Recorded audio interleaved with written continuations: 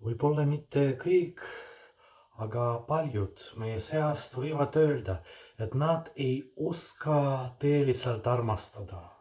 Lihtsalt ei oska. Muidugi me midagi tunneme, midagi püüame teha, et näidata oma armastust, teistele osutada oma armastust. Aga kas see on tõeline armastus? Võib-olla tulevad erinevaid kahtlusi siis, kui eriti loeme hümni armastusest. Ja kuidas armastada? Kuidas armastada Jumalat, kuidas armastada ligimeest, kuidas lõppude lõpuks armastada iseennast, nagu rääkis pühapäevane evangeelium.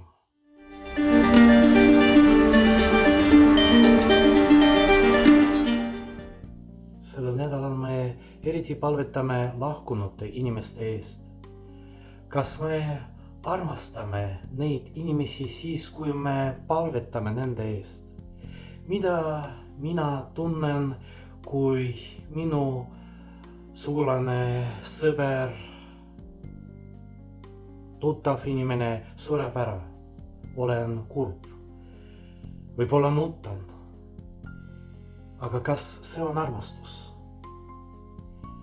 Inimesed, kes surevad, olid väga tihti haiged.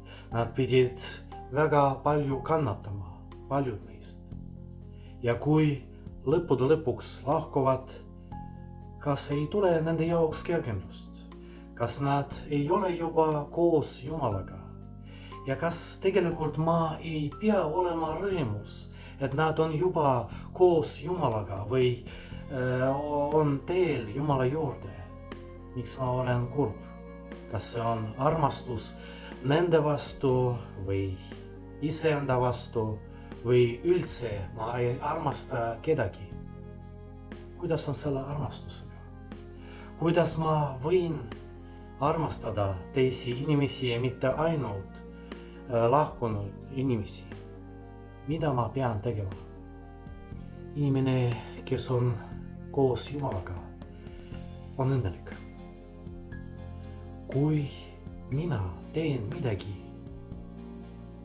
et teine inimene saab olla Jumalale lähedal,